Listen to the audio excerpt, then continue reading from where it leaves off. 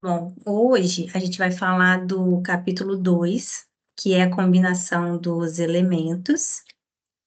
E ele começa esse capítulo também falando um pouco da historicidade de onde isso tudo partiu. Então, o autor fala que lá por volta dos anos 600 antes de Cristo, os gregos começaram a se perguntar sobre algo fundamental, que seria o princípio de todas as coisas. Então, nesses questionamentos, eles se perguntaram de onde tudo vinha, como tudo se organizava aqui nesse mundo, qual era a estrutura mais básica da realidade. E aí, e antigamente, assim, as pessoas não tinham metade das estruturas de pesquisa que a gente tem hoje, por exemplo. Então, era muito assim, eles sentavam e olhavam para a realidade e buscavam entender ali o que que tinha para explicar tudo o que acontecia no mundo. Então, a partir dessas investigações, alguns filósofos chegaram à conclusão de que esse princípio poderia ser encontrado em elementos fundamentais da própria natureza. E são esses que a gente já viu, né, nos capítulos anteriores: a água, o ar, a terra e o fogo. E esses elementos, para esses filósofos, eles não eram apenas coisas materiais, né? Mas eles representavam uma estrutura da própria realidade. Então, é a partir desses elementos que representavam a estrutura da nossa realidade, era que tudo se manifestava. Então, é importante entender que aqui o autor ele não fala somente de temperamento, né? Ele está convidando a gente de novo a olhar para o mundo por uma outra perspectiva, né? Ou seja, ele está mostrando o início de uma forma de pensar sobre a realidade, né? De uma forma diferente de buscar os princípios fundamentais das coisas, né? Das coisas, especialmente das coisas que organizam esse mundo e, por consequência, organizam a nós como seres humanos. Essa introdução que ele traz aqui, ela é importante, né, para que a gente continue a olhar, né, relembrar que é necessário olhar para essa realidade sob uma perspectiva meio simbólica ainda, né? Onde a natureza e o comportamento humano, eles estão, de certa forma, aí conectados com a natureza. E ele traz alguns principais pensadores dessa época. E um deles é Tales de Mileto, que foi um dos primeiros a fazer essa pergunta, de onde vêm as coisas, né? E ele chegou num princípio que, para ele, o mundo, o elemento do mundo seria a água. E, para ele, a água, ela era o fundamento da vida, porque tudo, enquanto existe vida, tinha umidade. Por exemplo, as plantas, né, os animais, tudo que tinha vida tinha água. Então, para ele, o princípio vital do mundo era a água. E aí ele entendia que o mundo, né, possuía essa estrutura semelhante, assim, algo que dá vida, algo que envolve, algo que sustenta. Então, para ele é como se o mundo tivesse o temperamento fleumático. Depois dele surge um outro filósofo que é o Anaxímenes, e ele propõe algo diferente. Para ele, tudo seria ar, porque o ar é aquilo que envolve todas as coisas, que está sempre em constante movimento, que dá a vida através da respiração, e especialmente da fala, que é o que nos permite orar e confessar a nossa história ao onisciente, que na cosmovisão cristã seria Deus. Então, para esse filósofo, o ar seria o princípio de todas as coisas, então, para ele, é como se o mundo tivesse o temperamento sanguíneo. Um outro filósofo importante era Xenófanes, que foi sucessor que teve um sucessor, né, que foi Parmênides, que ele traz uma crítica interessante. Ele questiona que, assim, nem todas as explicações mais simples deveria partir de algo fixo, né? Então, ele acha que nem tudo poderia ser abstrato, por exemplo. Ele acha que deveria ter algo de fixo e de permanente para que partissem os estudos.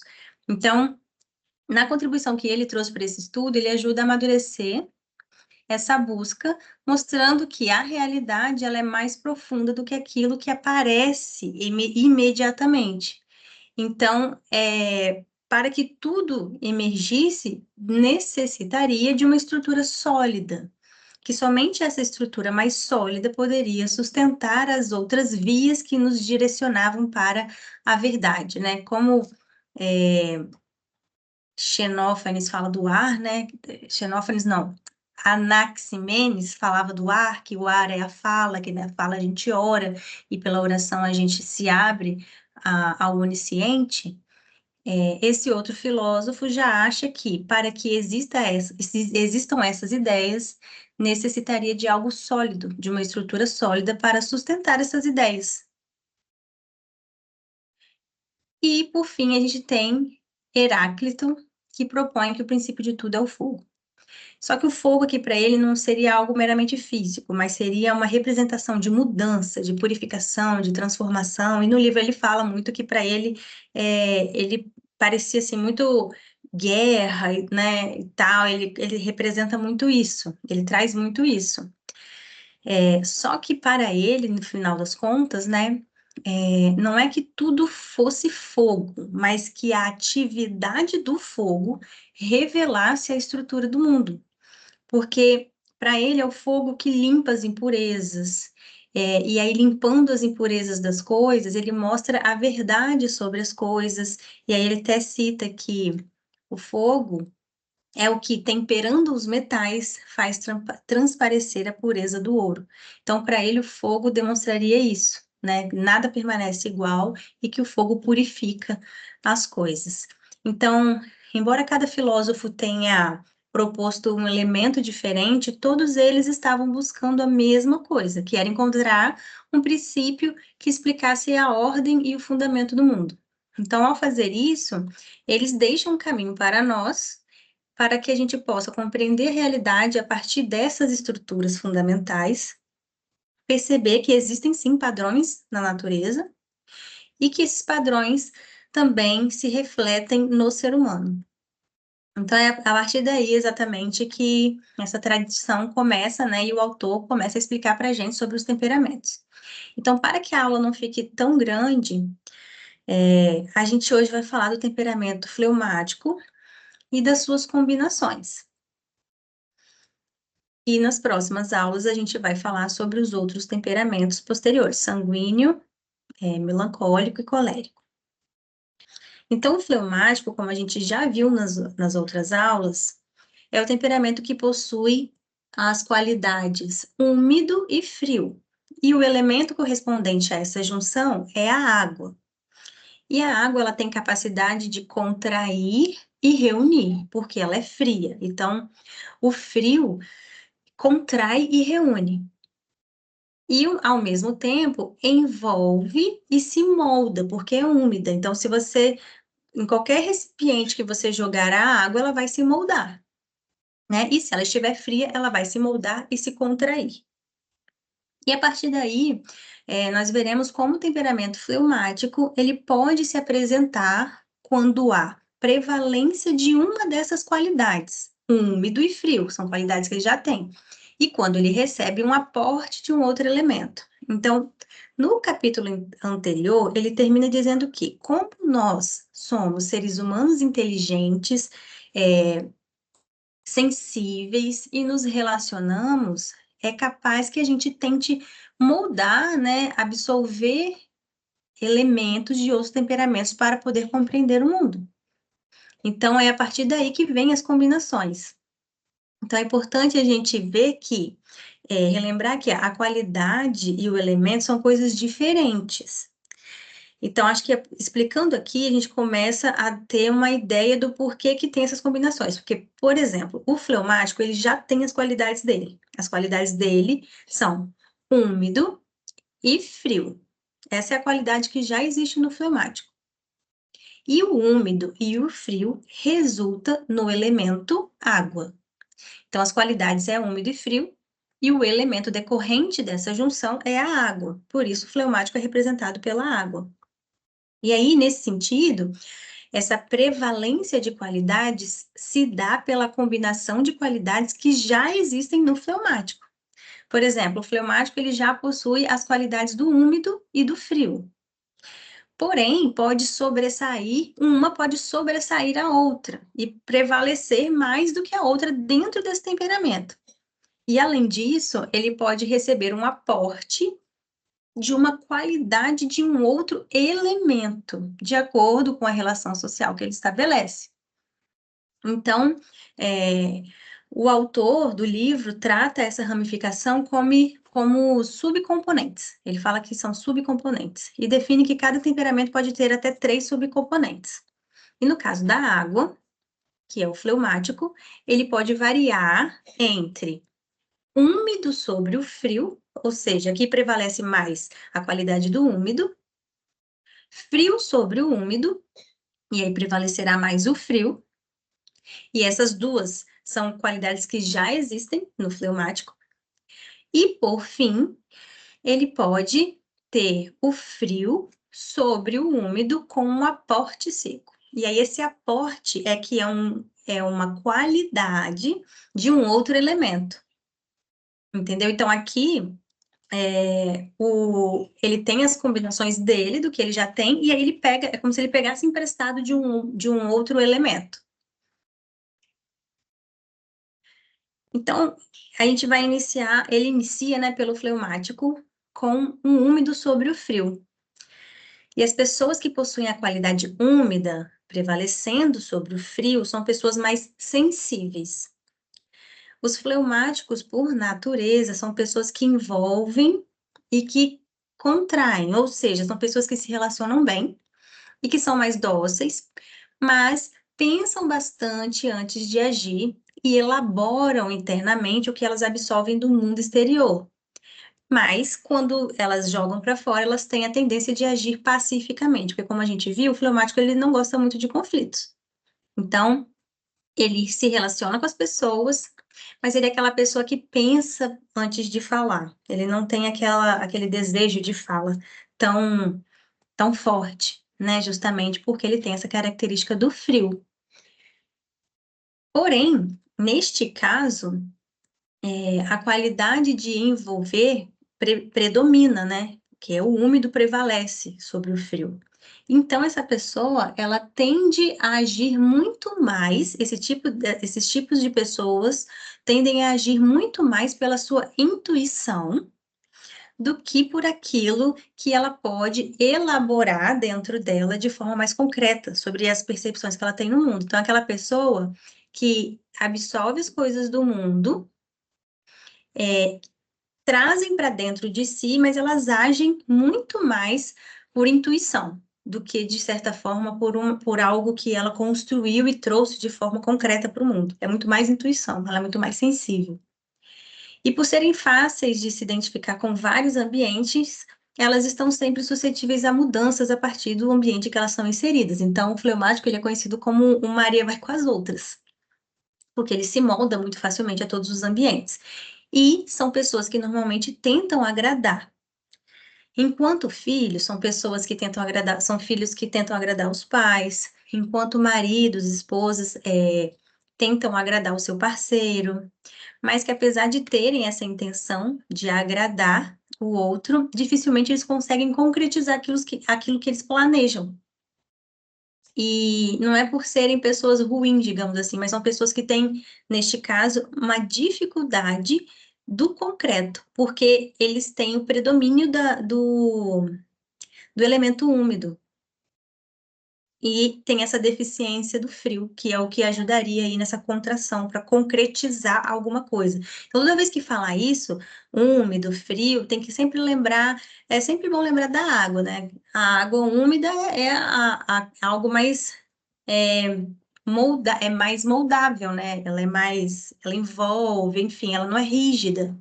Agora, a água fria é rígida, lembra sempre do gelo, então é difícil de moldar e ela tende a concentrar as coisas. Então, se eu tenho uma percepção do mundo e me falta esse elemento mais frio, eu tenho dificuldade de concretizar as coisas, porque me falta isso. Como ajudar, então, as pessoas que são assim? Então, para ajudar essas pessoas, a gente precisa oferecer para elas uma estrutura que, no caso, falta dentro delas. Como são pessoas que não possuem tanta estrutura interior pela falta da qualidade do frio, essa qualidade precisa ser adquirida pela sua experiência na sociedade. Então, inserir essas pessoas na religião ou numa amizade que perpetue, né, a presença contínua de uma pessoa que representa essa estrutura, ajuda com que eles estabeleçam essa ordem que falta para eles, essa necessidade de ter ordem, de concretizar as coisas. Então, expor essas pessoas a esses ambientes ajuda com que eles tenham essa ordem que naturalmente eles não têm. E ao conviver com essas pessoas que têm essa ordem exterior, que ofereçam para ele essa ordem exterior, por exemplo, um fleumático conviver com um melancólico, para ele é bom, porque o melancólico ajuda ele a se organizar, a concretizar as coisas, já que esse elemento mais seco, né, mais rígido, é muito presente no melancólico. Então, quando ele recebe esse aporte seco, né, que do exterior, ele recebe essa ajuda para conseguir articular melhor e para se manter mais constante nas coisas. E aí, né, por consequência, frustrar menos as pessoas à sua volta. Porque, como eu falei, o fleumático ele não é uma pessoa ruim, ele só é uma pessoa que não consegue concretizar muitas vezes as coisas, especialmente quando ele tem essa prevalência do elemento da qualidade úmida, porque lhe falta um pouco ali do frio, né, de algo mais rígido. Depois disso, tem o fleumático frio sobre o úmido. Então, por outro lado, né, nós temos aqui um fleumático que possui a prevalência da qualidade fria. E essas são pessoas mais profundas. Enquanto o fleumático que tem a característica do úmido mais presente é mais sensível, este que tem a prevalência do frio é mais profundo, justamente porque tem em maior escala a qualidade que ajuda eles a manter essa estrutura mais rígida, mais firme. O que também, consequentemente, deixa eles menos envolventes. Então, quando ele tem o úmido muito presente, ele é uma pessoa mais envolvente, que se relaciona mais, que é mais permeável, que adere mais aos ambientes. Quando ele tem uma deficiência desse elemento úmido, e aí o frio sobressai, ele é uma pessoa menos envolvente. Não significa que ele não seja, mas ele é menos do que o outro. Ele é um pouco mais profundo, porque sobressai a característica do frio. Porque ao invés deles quererem se envolver, eles vão contrair para dentro de si mesmos as percepções que eles têm sobre o mundo. Então, os temperamentos, a gente sempre precisa lembrar sobre as percepções que a gente tem sobre o mundo, a maneira como a gente enxerga as coisas que estão aqui nessa realidade. São pessoas que possuem uma boa capacidade de introspecção e que podem ser consideradas pessoas vingativas e rancorosas, justamente porque são pessoas que guardam, né? Por ter esse elemento frio muito forte, ele guarda bastante. Por terem essa capacidade de introspecção, aquilo que eles percebem do mundo marcam ele muito profundamente, até que ele cristalize uma ideia sobre algumas coisas. E aí, após um período, eles estão tão certos daquele pensamento que eles têm, que eles acabam por ser impulsivos em expressar suas ideias. O que pode assemelhar esse temperamento a um temperamento de fogo, que seria o sanguíneo ou o colérico. Por quê? Porque aquilo marca ele tão profundamente, aquilo que aconteceu com ele marca ele tão profundamente, que ele cria uma rigidez com aquele pensamento e aquilo vira uma coisa própria dele, uma opinião que ele formou. Porque ele fica lá remoendo, né, aquilo, ele fica pensando. O fleumático é uma pessoa que pensa bastante antes de agir. Só que existe uma diferença, né, nesses ímpetos impulsivos de cada um. Por exemplo, o colérico, que tem esse elemento de fogo, né, ele é impulsivo pela própria tensão do fogo, né? Ou seja, o fogo ele quer a qualquer momento expandir. O fogo ele está sempre querendo expandir. Então, o colérico ele tem esse impulso justamente porque ele é feito de impulsos, né? Feito da expansão. Já o fleumático, ele não tem essa impulsividade reativa. Esse impulso que ele fala aqui não é reativo, é introspectivo, é ao contrário. É quando ele se mostra, por exemplo, para defender uma opinião que para ele já está consolidada. Ele já pensou pra caramba sobre aquilo, ele já consolidou aquela ideia e por isso ele tem necessidade de pôr para fora aquela ideia. Entende? Então, é diferente aqui, no caso da impulsividade, né? O colérico e o sanguíneo, por exemplo, porque isso é muito deles, então eles não são profundos, né? Eles não têm muita profundidade, então eles já, pá, explodem. Agora, o fleumático, neste caso, ele pode ser impulsivo para defender uma opinião deles, porque eles chegaram a uma conclusão após um período de introspecção. Então, para o colérico, por exemplo, essa questão do impulso seria mais uma reação, e para o fleumático seria como o autor usa como a força de uma onda. Então, você pensa o seguinte, o fogo, ele expande de uma vez só.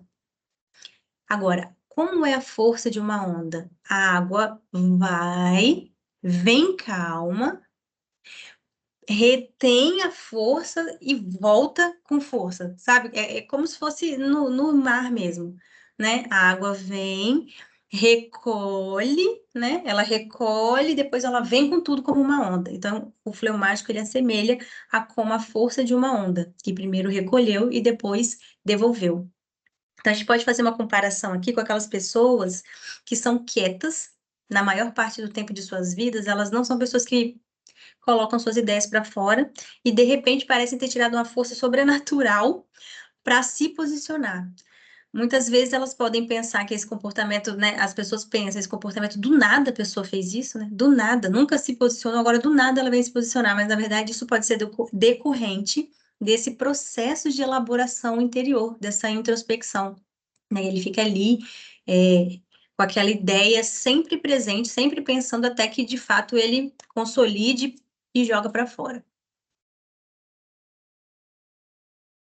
E aqui, por fim, a gente vai ver a combinação do frio sobre o úmido com o aporte seco. Essa é a última combinação do fleumático. Então, seguindo essa mesma linha do temperamento anterior, que é o frio sobre o úmido, aqui o frio sobre o úmido ganha um aporte seco.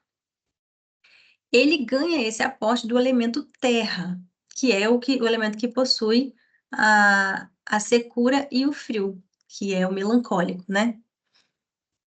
Que contribui para que pessoas desse temperamento tenham mais estabilidade, que ele ganha, né, do componente do elemento terra, uma certa estabilidade.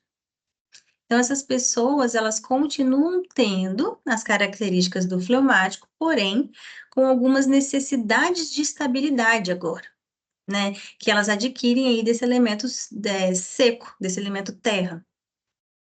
Então, elas sentem como um certo distanciamento, né? O fleumático, ele sente muito, mas aqui, quando ele ganha esse elemento do seco, esse componente seco, que é do elemento terra, ele costuma ser uma pessoa que sente, mas com um certo distanciamento. Ele não se envolve tanto assim.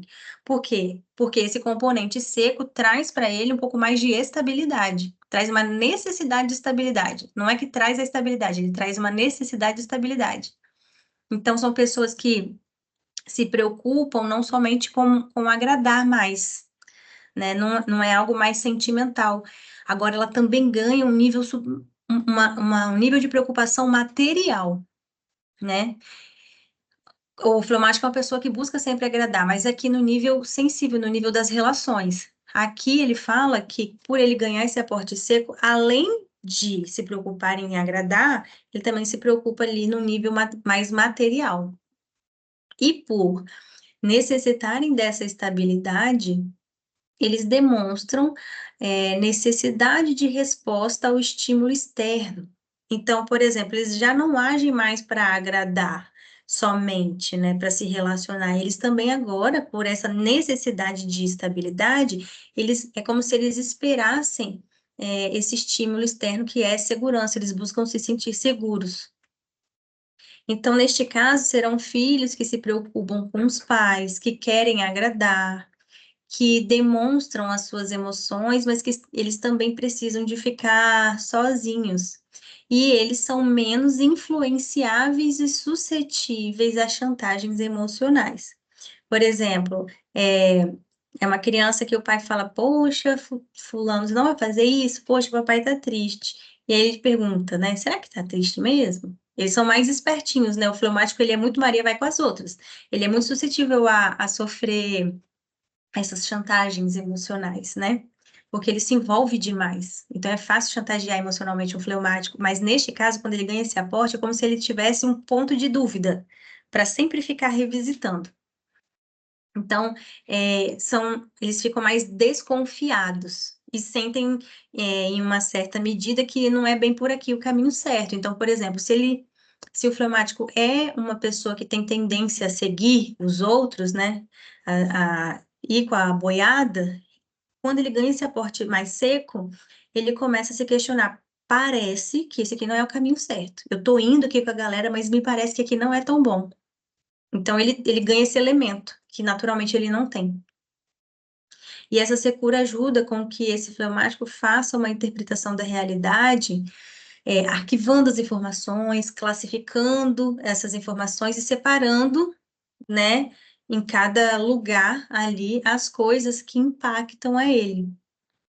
Então, o que a secura traz para o temperamento fleumático é exatamente essa estabilidade. É como se ele ganhasse um elemento que ajuda com que ele viva um pouco mais com os pés no chão, digamos assim. Menos aqui no mundo do se envolver, do se relacionar. Então, é como se ele ganhasse algo de fora. Isso não é natural dele, mas ele ganha através dali dos seus relacionamentos, da sua relação com o mundo exterior. E aí, a gente vai parar hoje por aqui nesse, para não ficar muito grande. Porque depois vai vir o sanguíneo com todos esses aportes, e aí seria interessante pensar aqui sobre o fleumático, ver se, por exemplo, você ainda continua com alguma dúvida, tentar esclarecer para os outros ficarem mais palpáveis, né? Mais fáceis de entender. Você tem alguma dúvida? Como é que ficou a explicação? Então, ficou bom, deu para entender, assim, né?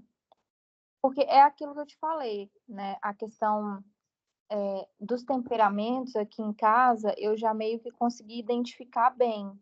O do meu filho mais novo, que eu ainda estou na dúvida, mas eu acho que é porque ele é muito novinho ainda, ele tem 3 anos, né?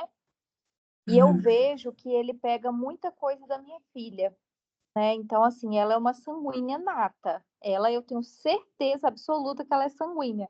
Eu só preciso ver aí, né, qual dessas exatamente.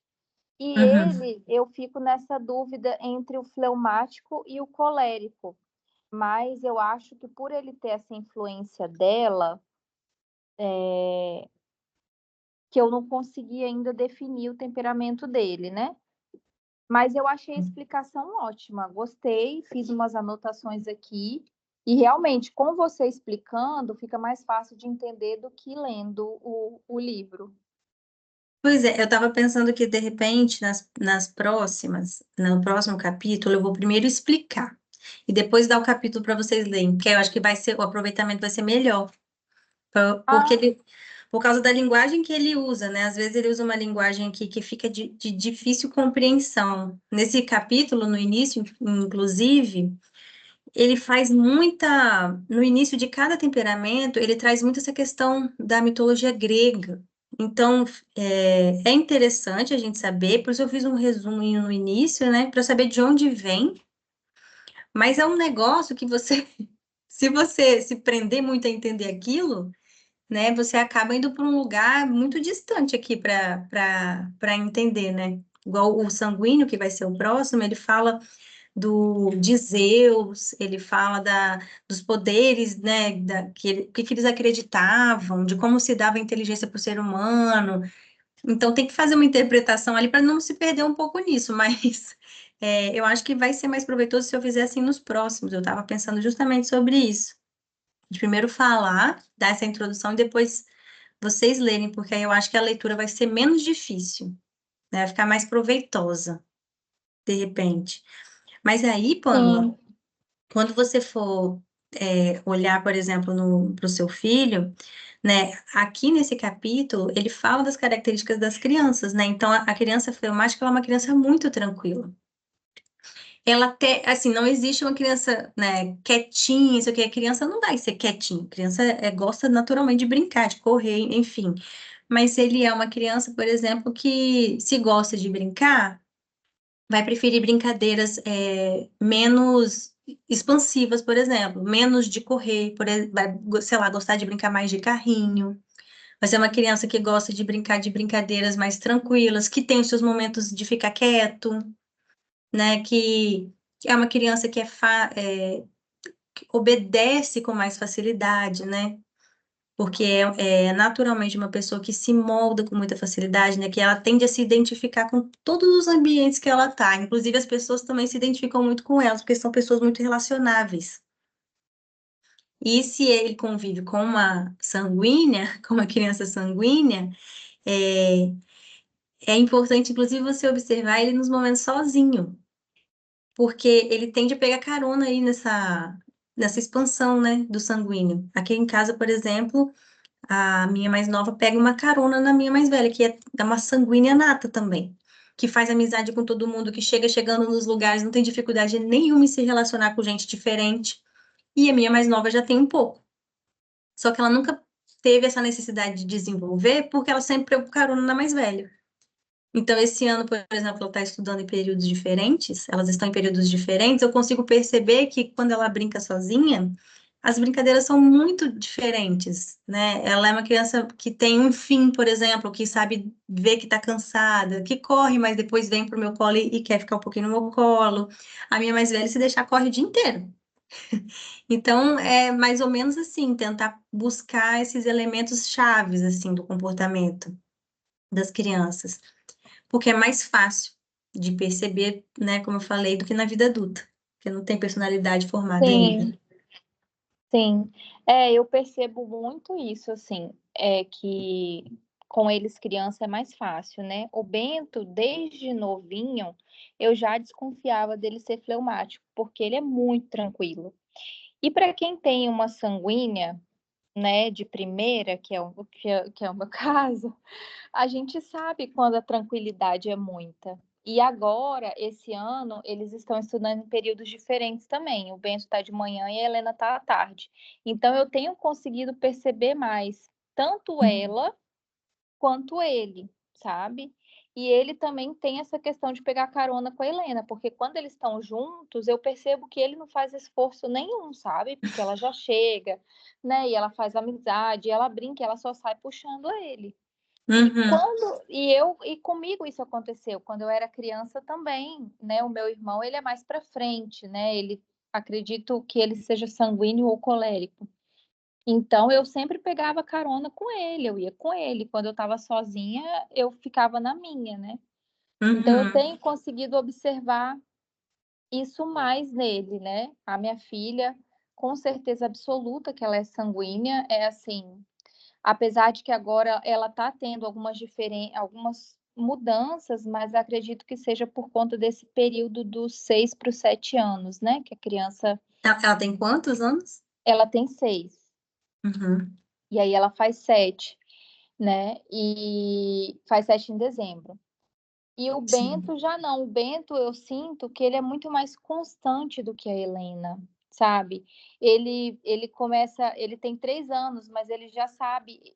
expressar os sentimentos dele. Ele fala comigo quando ele está com raiva, quando ele está chateado, que é uma coisa que a Helena demorou a entender e que ela precisa, até hoje, ela ainda precisa muito da nossa ajuda para ela conseguir verbalizar isso, sabe? Essa questão do cansaço, né, do que ela está sentindo, ela ainda tem essa dificuldade de elaborar. O Bento já não. Ele já, Sim. desde o ano passado, a professora mesmo falava que ele já conseguia elaborar. Então, é uma das coisas que eu vejo assim que me faz acreditar que ele seja fleumático. Só por esse comportamento, você já consegue perceber que um é mais profundo em si mesmo e o outro é mais para fora. Um é mais para dentro Sim. e o outro é mais para fora. E o sanguíneo, ele é muito para fora. Ele é muito do externo, Uhum. né? Então, ele é pouco profundo, o sanguíneo. Né, se não tomar cuidado, ele vira uma pessoa superficial, porque ele não tem Sim. profundidade, né? E o fleumático, ele tem mais profundidade que o sanguíneo, sim. Ele Exatamente. elabora mais. Quando ele tem, aqui entra a diferença, entendeu? Quando ele tem a prevalência do elemento da característica fria, ele é mais profundo. Quando ele tem a prevalência do úmido, né, que é o que faz ser essa pessoa mais envolvente, essa pessoa que gosta mais de se relacionar, ele perde um pouco dessa profundidade. Por isso que fala que esse fleumático tem mais úmido, são fleumáticos que agem mais pelo instinto, né, pela sensibilidade. Eles são pessoas sensíveis, eles agem mais pela essa parte intuitiva, né, porque eles sentem e eles, na hora de elaborar dentro deles o que eles sentiram, eles não conseguem devolver para o mundo de forma concreta, né? Por exemplo, o que que seria devolver de forma concreta? É justamente criar o que que eu estou sentindo, né? Ah, eu estou sentindo sono. Ou então dar uma opinião, né? Pode se tornar uma pessoa muito indecisa, por exemplo, porque não consegue formar uma opinião, ele tem essa dificuldade, porque o úmido é um elemento que se espalha, né? Você joga água num lugar que não tem barreira, ela faz o quê? Ela se espalha por tudo quanto é canto. Então, Sim. eles têm essa dificuldade. Então, essa questão dos elementos, se você ficou um pouco mais confusa, é justamente isso, é uma coisa que você olha e fala, nossa, parece que meu filho é fleumático, mas só que ele tem muita profundidade. Será que ele é melancólico, então? Porque, né, o melancólico é super profundo. Mas aí Sim. você vai reparando nessas outras coisas, né? Ele é bem tranquilo, ele se relaciona bem, não é uma pessoa muito fechada, conversa, mas não é aquela criança que quer falar, falar, falar, falar, falar, porque o sanguíneo tem necessidade de falar, né? A gente vai ver na semana que vem. Ele tem necessidade de falar demais. Tanto Sim. que uma coisa que ajuda muito, o que ajuda muito a acalmar o sanguíneo é quando ele desenvolve completamente a fala, que ele consegue se expressar. Sim. E aí, enfim, tem essas diferenças, né? Mas essa parte É, da qualidade é mais para isso, né? Mais sim. profundo, mais relacionável, menos relacionável. Mas eu acho assim bacana essa questão realmente de você explicar primeiro para a gente ler depois, porque igual a primeira vez que eu li o livro, eu fiquei muito confusa. Justamente porque eu acho que a linguagem do Ítalo realmente ela é uma linguagem, não sei se é filosófica, né, que se fala, mas É bem filosófico. é uma linguagem assim que para gente que é leigo, né, que não tá ali inteirado do assunto, a gente fica um pouco perdido. Eu ainda sigo ele no Instagram, mas teve uma época que ele fazia live, acho que era todo dia, meio-dia. E aí, Uhum. volta e meia, eu assistia essas lives dele. Mas eu ficava muito perdida com as coisas que ele falava, porque ele começava a entrar num assunto muito profundo, e aí do nada ele já estava falando lá sobre a criação do mundo e não sei o que, e os deuses e parará. Eu falava, gente, pelo amor de Deus, me dava um nó na cabeça e eu parei de assistir, porque eu estava ficando muito confusa. E aí, quando eu vejo outras pessoas falando sobre temperamentos, eu consigo ter um entendimento melhor do que lendo propriamente o livro. Acho que justamente por conta da linguagem que ele usa, né? Ele tem tendência de usar muito essa linguagem meio técnica, assim, né?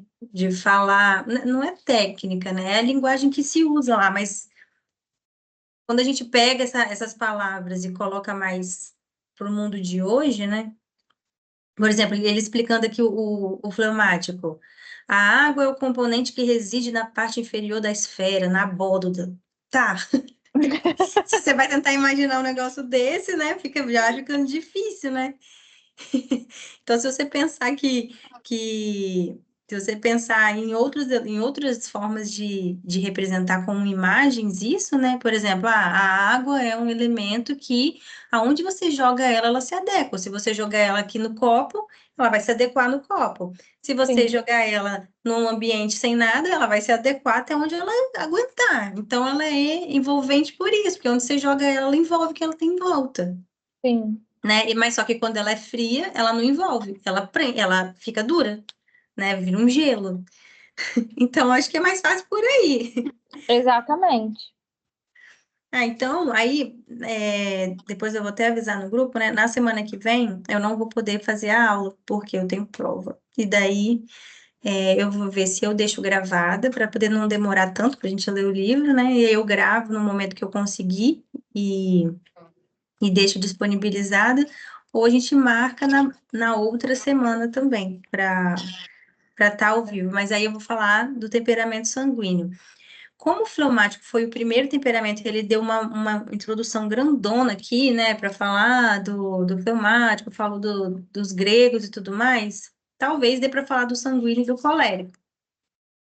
Só que eu acho que muitas pessoas vão se identificar mais com sanguíneo e melancólico. Ele fala do melancólico depois. Então, muita gente se identifica com o sanguíneo. Então, eu acho que talvez o sanguíneo vai ter bastante coisa para falar. Mas aí a ideia é fazer pequenas, aulas pequenas mesmo, para poder a gente aproveitar melhor e assistir menos cansado. Beleza, tranquilo. Tá bom? Então, Tá ótimo. obrigada, tá, Pamela? E Nada. até semana que vem. E se tendo Até. dúvida, você pode me perguntar. Eu vou abrir o grupo lá e você pode mandar no grupo alguma dúvida que você tiver. Tá bom? Tá bom, então. Beijo, boa noite. Tchau, boa noite.